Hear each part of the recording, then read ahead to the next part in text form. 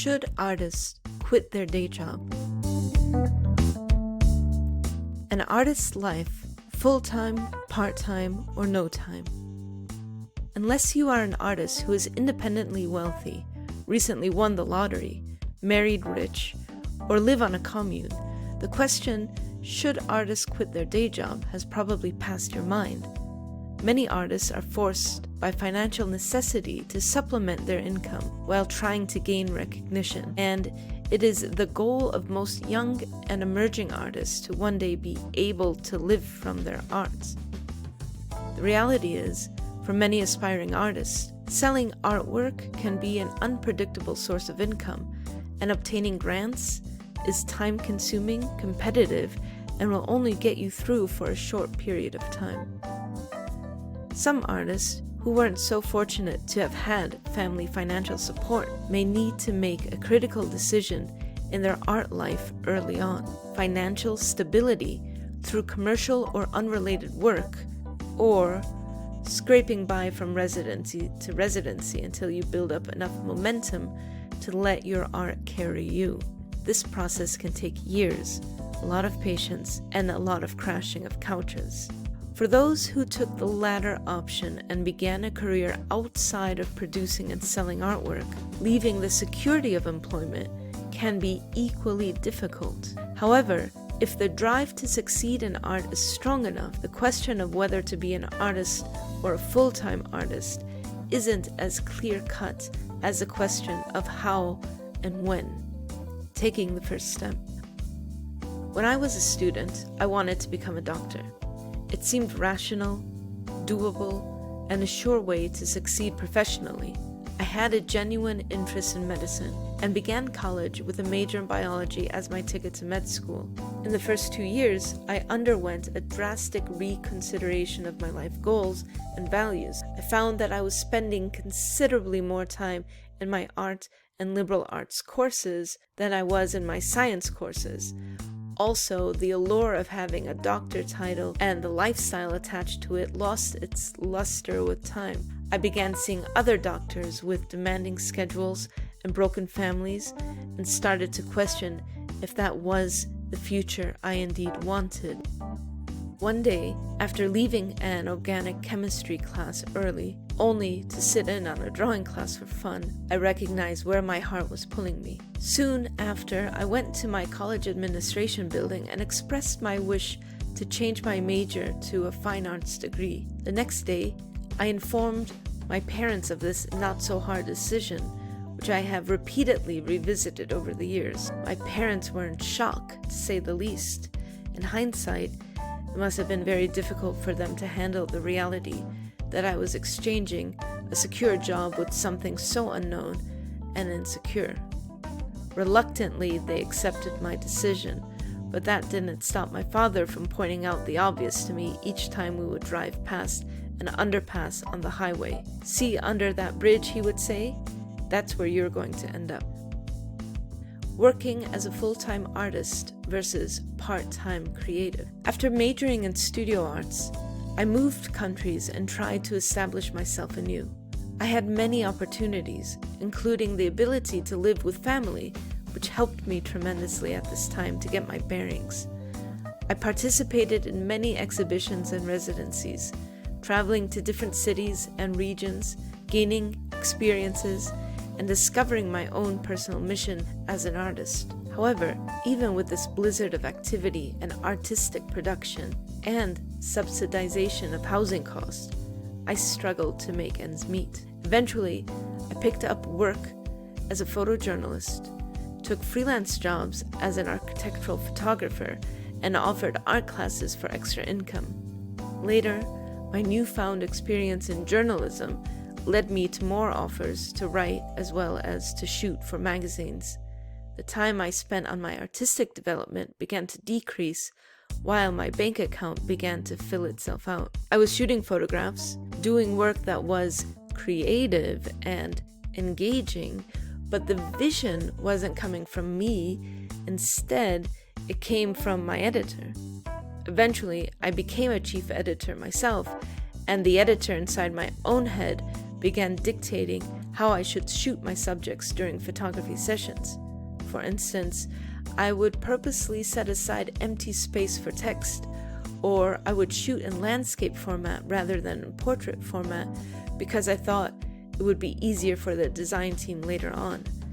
These edits while shooting began to infringe on my creative process, and after a while, it got under my skin. Meanwhile, I noticed my artist contemporaries, whom I had previously exhibited, began excelling in their craft and profession, while I was stagnating and depending on sneaking in artsy fashion shoots at the magazine to get my creative fix. However, I found that although the work was creative, it left me drained from my own art practice. At this point, I was no longer a starving artist, but starving for art. I quit my job in a rather melodramatic fashion and went off with my camera to Jerusalem for a few weeks on a personal creative project I had been pondering. This time, without any financial security, grant, or promise of a payoff, I went with my gut and I didn't look back. I did struggle with money, having invested much on film and processing, but somehow I always found a helpful hand that assisted me in finishing the project. When I returned, I had multiple offers for exhibitions and licensed publications. The experience showed me that acting on courage also has its rewards. The pros and cons of quitting your day job. The process of when or how to transform from your day job to being a full-time artist will differ for each individual. It is important to really weigh out your specific situation, both negative and positive, to transition in a sustainable way. Having a full-time career outside of your art career leaves very little left for art production, and the reality is that living from your art requires more than only producing work. It requires time invested in going to exhibitions, marketing yourself, applying for grants, and delving into research on your subject matter. If you were relying primarily on weekends or time after work to spend on your art, your progress will most likely be incredibly hard and/or incredibly slow. Part-time work can be an option and a way to eventually transition. If managed properly, it may even work out as a long-term compromise. The key is to find a balance and the time management skills to make it work. The pros of keeping your part-time job as an artist. First, financial stability. Let's face it, not worrying about income or whether or not you sell your artwork at your next show is a great burden lifted from an artist's shoulders. In addition, that money you make can be reinvested in art supplies, framing, or marketing costs. Second, freeing art production from financial motivation. There is a compelling argument that when you are no longer dependent on living from your art, your artistic exploration is freed from the pressures of commercialism or catering to your audience's expectation with the hopes of selling. In this regard, having an outside source of income non-dependent on your artistic production can keep your artistic process free from the traps of being gimmicky or formulaic in hopes of selling. In other words, your intentions are easier to keep purely focused on art for its own sake. Third, structured scheduling. Many artists struggle with discipline and time management. Some would say that being spontaneous and staying up all night working on art is part of being creative. However, one big advantage when having a part-time job is the necessity to divide your work days and hours and keep to a set schedule. While it may not sound as exciting as waiting for a whim of motivation to move you, it can force artists to be more organized and structured with time management. Finally, connections to people outside the art world bubble. Immersion in the art world is critical for artists in networking and in getting feedback and ideas for their practice. but connections to professional fields outside of art can open other doors. It can be a source of marketing for your work, can also be an influence on your subject matter. In addition, the art world can come with pretension and inflated egos. Connections to people and life outside of the art world can be healthy in keeping one grounded in real life. The cons of working as a part-time artist. Little time for in-depth research and development. Some artists who work part-time find that they produce in spurts, with each project being a unique task with a beginning and an end. However, full-time artists have the benefit of watching artworks go through multiple reincarnations. Their research can go into greater depths, as the end of a project becomes the beginning of the next one. Second, lack of flexibility and time.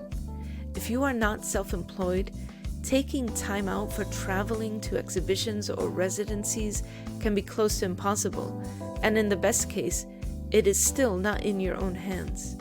Although your time is structured, it is not your own. Any participation in art fairs or exhibitions abroad has to be planned well in advance. Third, juggling art production with art management. Actual art production only makes up a fraction of your professional time as an artist. Networking, building a social media presence, and staying relevant and up to date is also a big part of making it work in the arts. The disadvantage to part-time work in other fields is the lack of long-term, concrete dedication of time and research on specific projects. Finally, feeling left behind. Being able to live from your artwork can take years of sacrifice and development. I have seen colleagues who took that route in their 20s, finally to see the payoff for their hard work in their 30s.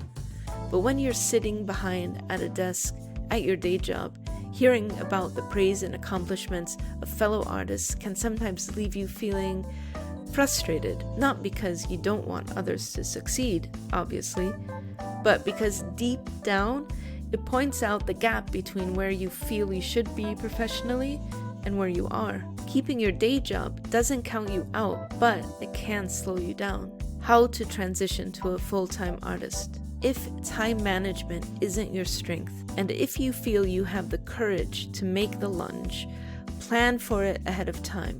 Use your job to fund your art and build a wealth net that may support you when you transition to your art career. Set financial goals to give yourself the financial space to invest your time. I know artists who even took out a loan to financially support herself as she left her old career. The move was risky, but with great risks comes great payoffs.